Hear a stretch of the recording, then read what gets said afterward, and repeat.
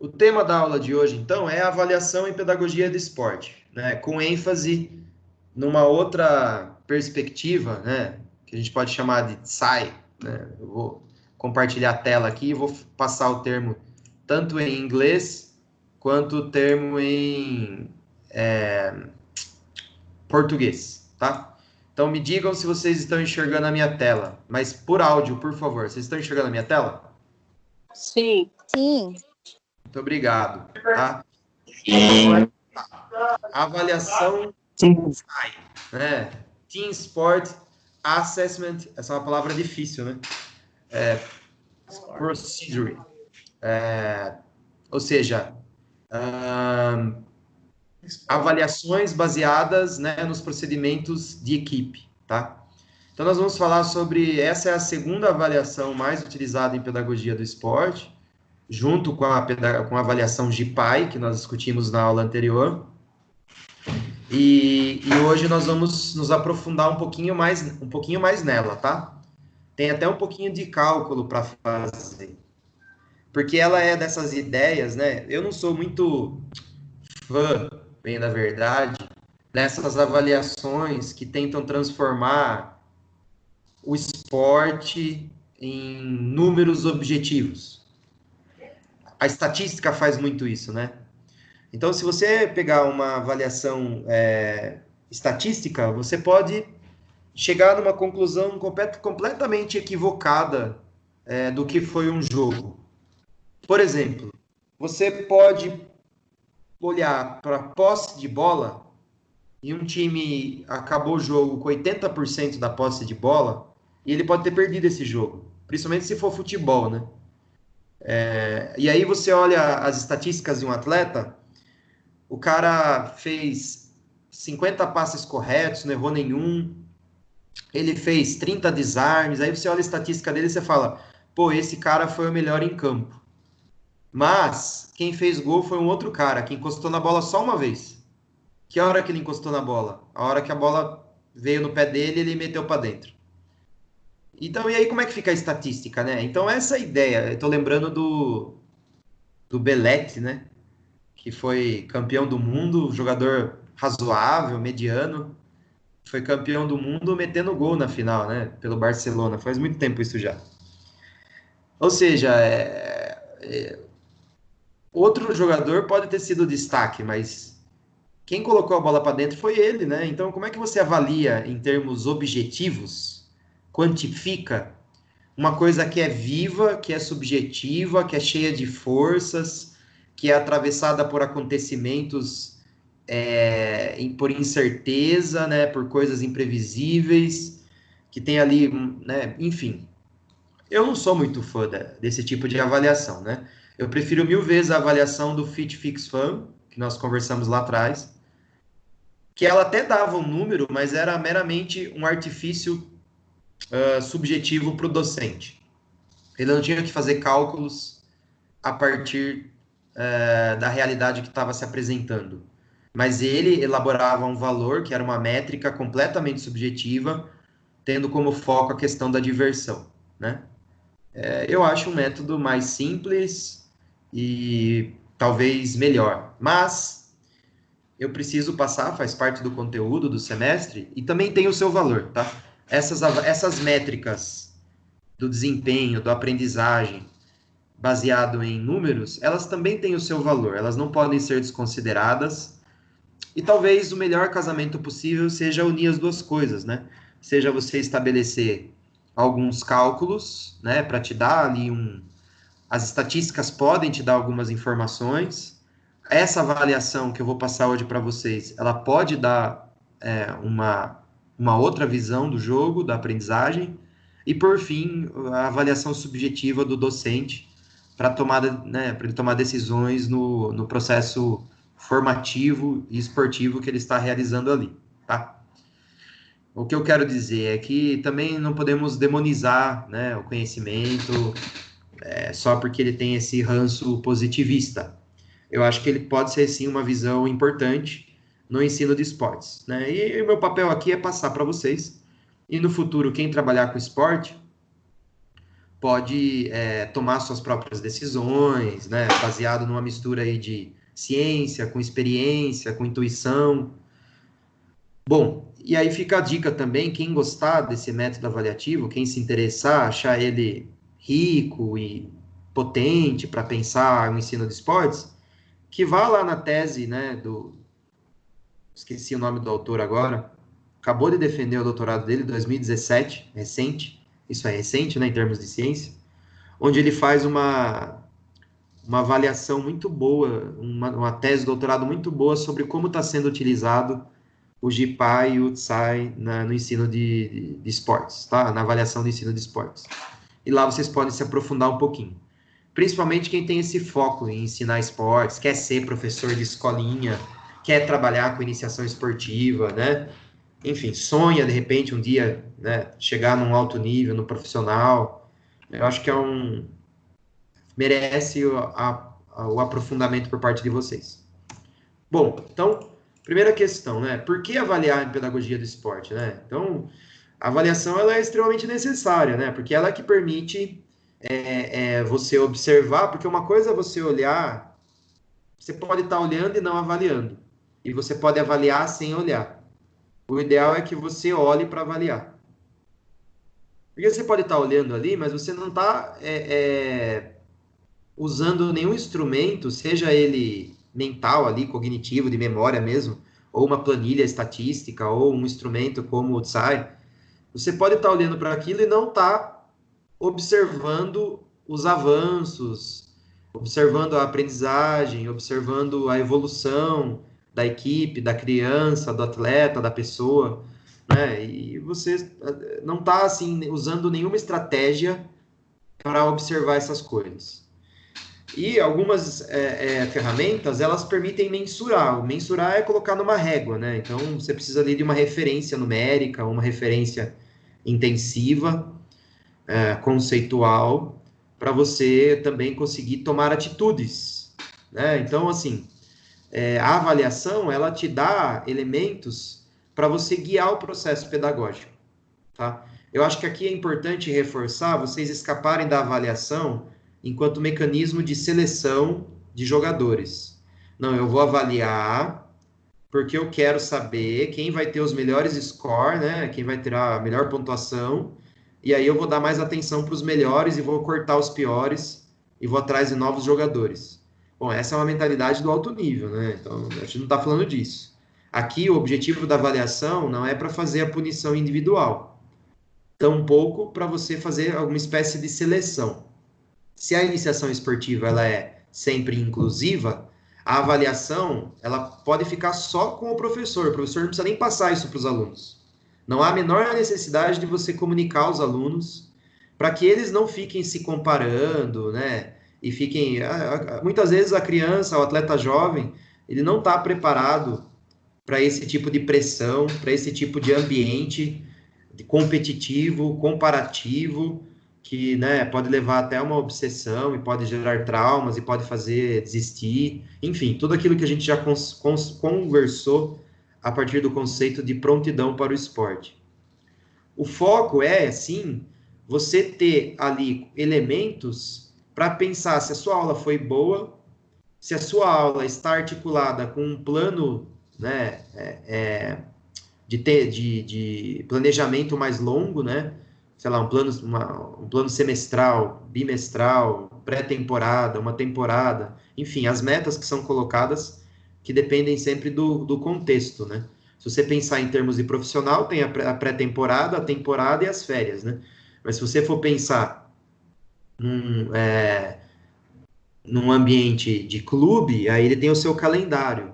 Ah, então, tal mês tem o campeonato X, tal mês tem o campeonato Y, tal mês é época de fazer avaliação e tal. Então, você estabelece um calendário. Em alguns locais, você faz isso só para ensinar as crianças mesmo. Por exemplo, a CM não tem calendário nenhum, porque ela não tem esse viés competitivo, ela não participa. Você vai encontrar esse perfil em várias instituições, né, sem a competição como foco.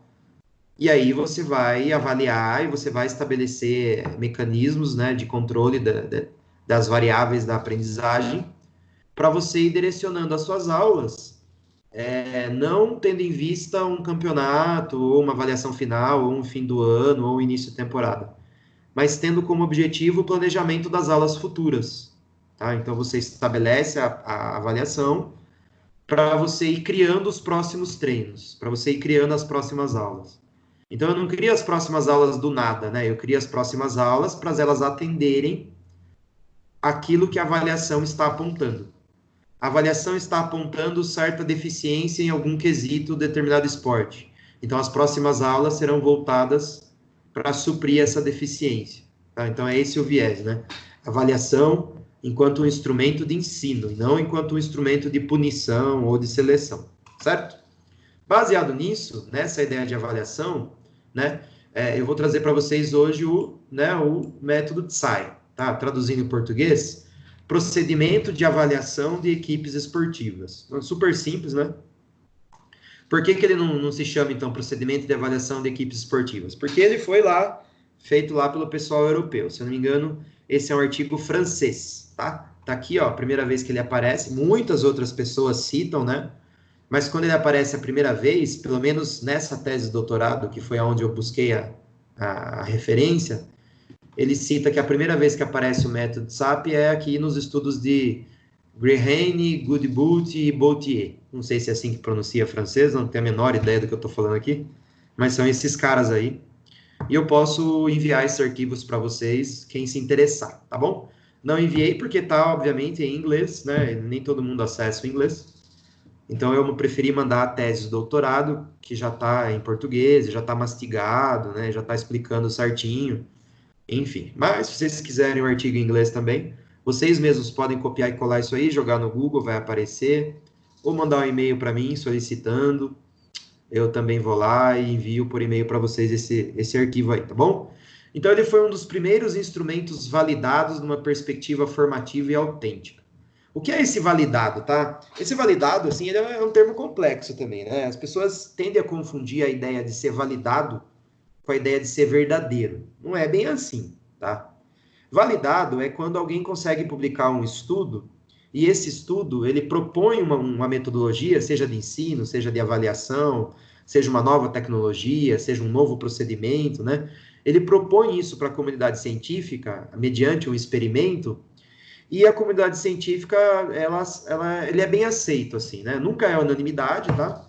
Mas digamos que muitas pessoas são convencidas pelos argumentos daqueles cientistas, daqueles pesquisadores, e muitas pessoas passam, então, a continuar as pesquisas a partir daquele paradigma estabelecido por determinado autor ou por determinado conjunto de autores, tá? Então, um paradigma é uma ideia que é bem aceita.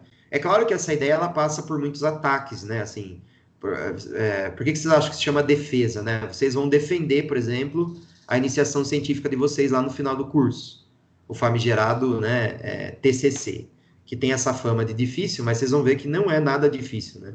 É bem tranquilo, é uma iniciação suave. Mas tem a defesa, né? Por que tem a defesa? Porque a banca vai atacar, ela vai procurar os pontos fracos do seu argumento e ela vai fazer você defender aquilo, tá? Então, um artigo, um procedimento validado, como é o método TSAI para avaliar equipes, né, de ensino esportivo, ele passou por esse crivo, passou por esse processo de avaliação pelos pares, onde cientistas avaliam cientistas, onde pesquisadores avaliam pesquisadores, né? É por isso que você dificilmente vai ver um pesquisador falando um absurdo. Claro que se você pegar um pesquisador que estudou esporte e você pedir a opinião dele sobre religião, pode ser que ele fale um monte de besteira. Mas sobre esporte, dificilmente ele vai falar besteira. Por quê? Porque ele passou por esse processo de defesa, de avaliação dos pares, de um monte de gente estudando junto, olhando, criticando. Isso dá uma refinada no conhecimento, né? Isso evita, por exemplo, que, né, a divulgação de fake news, digamos assim. Tá bom? Então, como esses franceses tiveram esse método validado, a ideia era uma perspectiva do conhecimento que olhasse para a ecologia da avaliação. O que é ecologia? É olhar todas as relações envolvidas no processo. É um olhar sistêmico, não é um olhar parcial, um olhar cartesiano, um olhar, né, analítico, né, que divide o todo em partes e sintetiza uma resposta final. Não. Dividir o todo em partes é o método tradicional, né, tanto de ensino quanto de avaliação. Então, se nós estamos aqui buscando uma metodologia global, uma metodologia de ensino sistêmica, que ela não seja parcial, mecanicista, tecnicista, analítica, cartesiana, nós temos que ter um método de avaliação que seja correspondente a essa perspectiva de ensino. Tá? Então, o TSAI está dentro dessa perspectiva, ou seja, ele procura olhar para a ecologia do jogo, para tudo o que está acontecendo no processo de jogar, para todas as relações estabelecidas dentro de um sistema que é uma partida de esporte coletivo, tá? Ou seja, é uma avaliação que está integrada ao processo de ensino e aprendizagem. Não é uma avaliação que faz recortes, tá? Ele foi desenvolvido, então, para ser aplicado nas modalidades esportivas de invasão e de não invasão, mas ele tem se destacado e tem sido, segundo a tese que eu encaminhei, tem sido mais utilizado em esportes de invasão, tem conhecido algum destaque nisso, enquanto o GPAI tem conseguido mais destaque nos esportes individuais. E o objetivo é classificar o desempenho individual em relação às componentes técnicas e táticas de cada jogador em cada situação. Então, assim, a partir da ecologia do jogo, eu consigo ter uma análise dos indivíduos, tá? Então, não é uma análise estatística, porque a análise estatística, ela dificilmente ela vai ter esse olhar para a ecologia do jogo, né? Se eu olhar os números friamente, eu posso ser profundamente enganado, como eu acabei de dar vários exemplos no início da aula. Então, ao olhar outras coisas que estão envolvidas no jogo, esse método tenta escapar dos erros que poderiam ser causados por um viés puramente estatístico. A sua estratégia de avaliação é baseada numa abordagem holística, onde se avalia a frequência com que os jogadores recebem a bola dos companheiros e a conquistam dos adversários, tá? Então, um outro estudo que eu retirei isso daí, tá aqui embaixo, né, de 2005, tá? Também posso encaminhar para vocês. Ou seja, já vou entrar nessa última afirmação, que o método todo é baseado na ideia de que os companheiros recebem e conquistam, mas antes disso, eu quero rever com vocês o método de GPAI rapidamente, né, de uma forma bem breve. Nós vamos rever o que nós falamos do método GPAI da última aula, tá? Então, lá o Game Performance Assessment Instrument, ou seja, instrumento de avaliação no desempenho do jogo. Lembra-se que o método GPAI, ele olhava para 7 aspectos, né, individuais de cada criança, de cada atleta, de cada aluno, de cada jogador, tá? Então, ele olhava o apoio, o ajustamento, a tomada de decisão, a execução da habilidade, a ação de suporte, a cobertura, a proteção e a marcação. Eu expliquei cada um desses individualmente, com detalhes, com exemplos, na última aula, que está gravada e está na plataforma Saga. Quem não assistiu, vai lá, assiste, tira essas dúvidas. Então, esse é o método GPAI. Perceba que o método GPAI, ele possui alguns limites, porque ele não indica o nível de performance dos atletas, uma vez que os índices de desempenho apenas permitem comparações entre atletas, não existindo assim um critério que permita, no jogo observado, situar o jogador em um determinado nível de desempenho. Ou seja, ao olhar critérios bem objetivos, poderia ser ainda mais simples, né? O GPAI já é um avanço. Se eu fosse olhar somente para a estatística, eu ia olhar o quê? Passe, né? Sei lá, estou falando de futsal. Passe, tomada de bola, finalização e gol. E falta. Pronto, 5 critérios só. É pouco. O GPAI, ele avança um pouco nisso. Ele coloca 7 comportamentos táticos. Olha, se eu pegar a estatística e eu aliar ao GPAI, eu já tenho uma avaliação bacana, né? Eu já consigo evoluir bem. Mas qual que é o limite, né? Tanto da avaliação estatística quanto da avaliação GPAI. O grande limite, né? Talvez se pronuncie GPAI, né? Não sei, né? Como é que os caras pronunciam isso? Porque como é em inglês, né? Então talvez seja GPA, sei lá. Enfim, para nós aqui é instrumento de avaliação de desempenho no jogo. Se eu unir estatística com esse instrumento de avaliação, eu já consigo ter um olhar mais acurado para o que está acontecendo nas aulas. Mas ele ainda é excessivamente individualizado e não leva em consideração o contexto do jogo, tá bom? Então, por exemplo, ao aplicar essa metodologia no jogo, aquele jogo poderia estar muito fácil, por exemplo. Ou aquele jogo poderia ser um jogo diferente, um jogo contra um atleta, com um adversário muito difícil.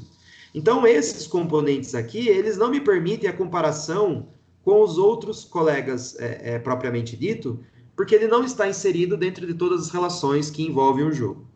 Tentando superar essa dificuldade, então, o que eu quero dizer com isso, né?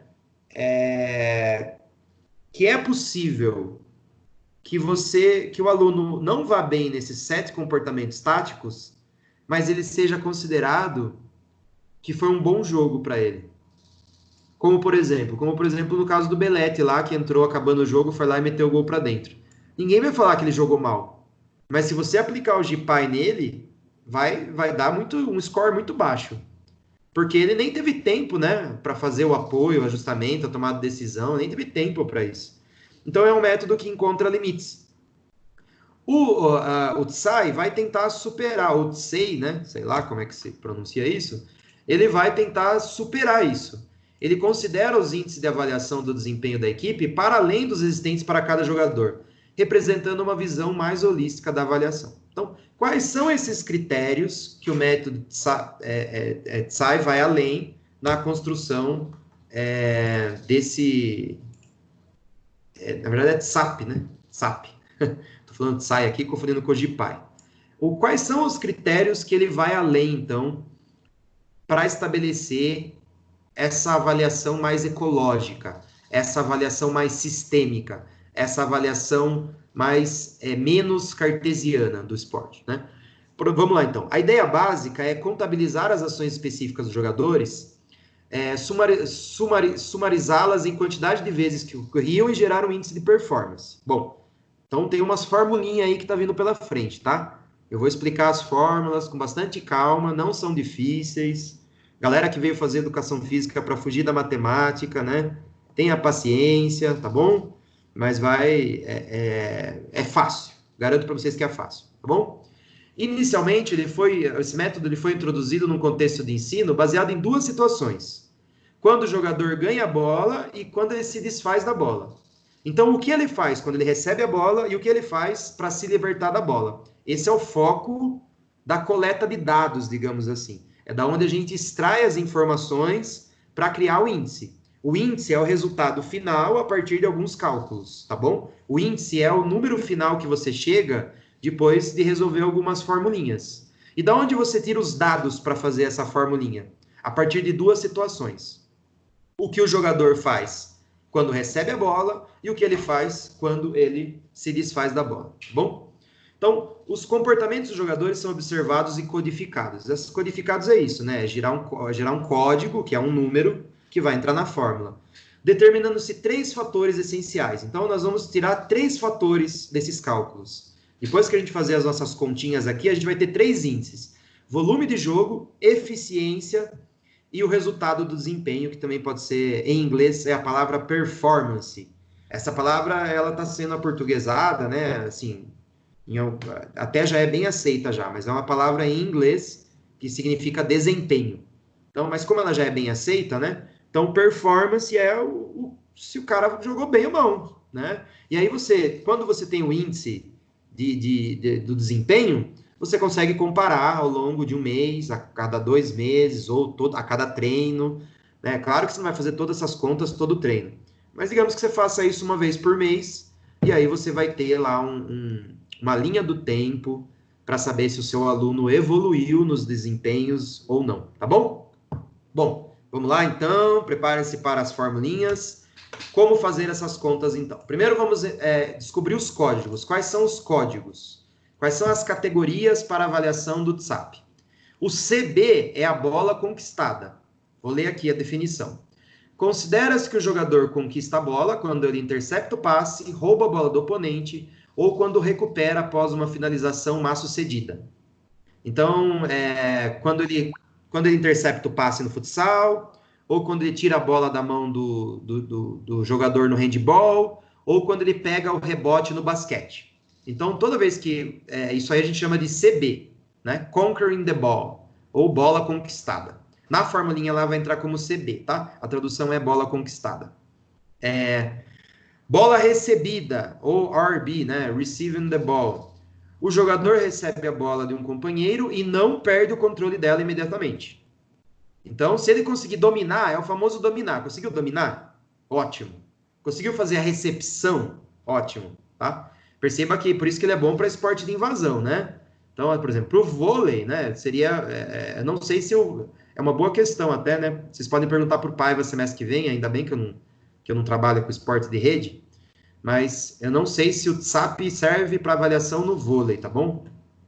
Suspeito eu que não, porque na tese está dizendo que ele é muito melhor para esportes de invasão, tá? Mas digamos que, sei lá, no vôlei seria não conseguir fazer o passe adequadamente para o levantador ou conseguir levantar adequadamente para o ataque. NB, né? Playing a neutral ball. Então, executa um passe neutro. O que é isso? Ele executa um passe de rotina, um passe que não impõe pressão à equipe adversária. O famoso toca do lado, né? Então, ele não fez lá um lançamento muito agudo, não fez um passe que largou o cara na cara do gol, uma assistência. Ele só tocou de lado, é o famoso tocou de lado. Seja no futsal, seja no futebol de campo, no basquete, no handball. É o passezinho simples ali. Losing the ball, né? LB, bola perdida. O jogador perde a bola quando ela é recuperada pela outra equipe sem que ele tenha alcançado o ponto, né? Ou seja, o cara que não consegue dominar, que não consegue bater bola, que vai passar e erra o passe, tá? Então é LB, bola perdida. Playing a offensive ball, OB, né? Ou bola ofensiva. A bola ofensiva é um passe que coloca a equipe adversária sob pressão e frequentemente permite a imediata finalização do companheiro. O que é isso? Assistência, tá bom? Assistência é aquele passe tão bom que o cara fica na cara do gol para fazer o gol. Se ele fez o gol não, é outra história. É o próximo item. Aqui é o cara deixou o outro na cara do gol. Então, foi lá, a menina joga muito bem, conseguiu fazer uma investida no basquete e largou a companheira debaixo da cesta sozinha. Então, isso é um OB, uma bola ofensiva. Playing an offensive ball. E a última categoria, né, nossa última codificação, isso se chama codificar, tá, pessoal? É pegar ações e dar códigos. Então, por exemplo, codificar é dar nota também, né? Eu pego o comportamento de vocês no semestre e dou uma nota de 0 a 10. Isso é codificar. Em alguns locais, ao invés de 0 a 10, conceitos, né? MB para muito bom, B para bom, S para suficiente e I para insuficiente. Então, esse processo se chama codificar. O que nós estamos fazendo aqui é codificando as ações de jogo para poder jogar, então, depois numa fórmula, tá? E a última categoria, o nosso último código é o SS, ou Executing a Successful Shot, ou finalização bem-sucedida. Uma finalização é considerada bem-sucedida quando ela é concluída em ponto ou quando a posse de bola continua com a equipe que a havia realizado, tá? Então, quando você faz o gol, quando você faz a cesta, quando você, né, consegue fazer o touchdown, né, quando você finaliza o ponto, tá bom? Então, esses são os nossos códigos. Eu vou ter que ficar voltando, nem eu decorei todos esses códigos, né? Eu vou ficar voltando aqui também o slide para a gente relembrar o tempo todo, tá bom? Então, vamos lá. Vamos para as primeiras fórmulas, então. Esse símbolo aqui que parece um E, nada mais é do que somatória, tá bom? Somatória. Não se assustem. Isso aqui é somatória. A partir dessas categorias, propuseram-se dois conjuntos de informações, os quais podem ser calculados da seguinte forma. Bolas de ataque, ataque ball, é dado pelo somatório de todas as bolas ofensivas e finalizações bem-sucedidas. Então, o AB, ou a bola de ataque, ela soma o OB e o SS. Vamos ver o que é OB e SS? Vamos voltar ao slide lá, né? Já está assustando o povo aí, né? Anterior, OB. OB, OB, OB, Playing Offensive Ball. Então, você soma a assistência e a finalização bem-sucedida. Você soma assistência e finalização bem-sucedida e você tem a primeira categoria, que é ataque. Então, primeira categoria é ataque. Segunda categoria é volume de jogo. para você calcular o volume de jogo, você vai somar todas as bolas conquistadas e recebidas. Você vai somar o CB e o RB, tá? Vamos ver o que é CB mesmo? CB, conquistas de bola, roubada de bola, roubou a bola, interceptou, pegou rebote, mais o quê? Mais o RB. O que é RB? Bola recebida. Dominou a bola, conseguiu matar no peito, o cara cruzou para você, você conseguiu dominar, fez ela morrer no seu pé ali, ou então você conseguiu segurar um passe. Então você soma essas duas coisas e você chega no volume de jogo, tá bom? Então a somatória da assistência com a somatória da finalização dá as bolas de ataque. A somatória do domínio com a somatória do roubo dá, então, volume de jogo, ok? Então, tenho A, B e PB, o que nos leva para a nossa última fórmula. Então, olha lá, para calcular o desempenho, né, ou a performance do jogo, o nome desse índice é EFF, tá? Que nada mais é que a performance, tá? O que você vai fazer? Você vai somar CB e AB. O que é CB e AB, né? Aqui temos o AB calculado a partir dessa formulinha aqui. E o CB é aqui, ó. Você vai lá no roubada de bola, tá? Então, preenche a forma, coloca o CB, ó. Tá aqui, ó, o CB, tá vendo? Ó o mouse. Você põe o CB e mais o AB. O que é o AB? Aqui, tá? Então, você coloca CB mais AB, né? O AB sendo essa fórmula aqui, ó. Essa fórmula aqui, tá? Você põe os dois e divide por 10 mais a somatória de LB. 10 mais a somatória de LB. Qual que é a somatória de LB? Vamos ver o que é LB mesmo? Volta. LB é losing the ball. Toda vez que ele perdeu a bola, tá? Então, vai lá e joga na formulinha, né? Toda vez que ele roubou a bola, ó, tudo de novo. Toda vez que ele roubou a bola, tá aqui, mais o AB, o que é o AB? A somatória do OB e do SS, dividido por 10, mais a somatória do todas as vezes que ele perdeu a bola, certo? Faz primeiro as contas de mais, né? Isso aí vocês se lembram lá das aulas de matemática, né? Primeiro você faz as contas de mais, depois você faz a divisão. Você vai chegar no EFF, tá? Por último, chegamos finalmente na fórmula do desempenho. Você pega o EFF, faz vezes 10 mais PB dividido por 2. O que é PB mesmo? Vamos voltar lá? PB é... Cadê PB? Onde está o PB? Aqui. Bola recebida, tá? Então, na última fórmula é bola recebida dividida por 2. E aí, né? Quando tem parênteses, você resolve primeiro o que está no parênteses, né? Então, primeiro eu vou fazer esse cálculo aqui, ó. O EFF, que eu achei daqui, que é o índice de eficiência. Lembra a diferença entre eficiência e eficácia? Eficácia é se deu certo. Aqui eu não estou preocupado se deu certo, eu estou preocupado com a eficiência, com a execução técnica. Então, qual é a conta que me dá o índice de eficiência do atleta? É essa fórmula aqui, ó. Quando eu chegar nessa fórmula, eu jogo aqui vezes 10. Resolvo primeiro isso daqui, depois eu resolvo primeiro o PB dividido por 2, depois eu somo. Somando os dois, eu chego no índice de performance. Não é difícil, tá? Parece difícil, mas não é. Porque eu tenho tudo o que eu preciso saber aqui e eu tenho também as explicações de cada fórmula mastigadinha. E não precisa ser nenhum gênio da matemática, tá? É só lembrar que primeiro eu resolvo o que está no parênteses e depois eu resolvo o que está fora do parênteses, né? Bom, dito isso, que eu vou parar de compartilhar a tela aqui agora. O que eu vou propor para vocês, tá bom? O que nós vamos fazer? Já parou de compartilhar a tela? Vocês estão me vendo aí na imagem já? Sim ou não? Sim. Ok. O que eu vou fazer? Eu vou postar um link no YouTube. Eu vou parar de gravar primeiro de tudo, tá? Para as dúvidas, né? A aula acabou. Tô parando.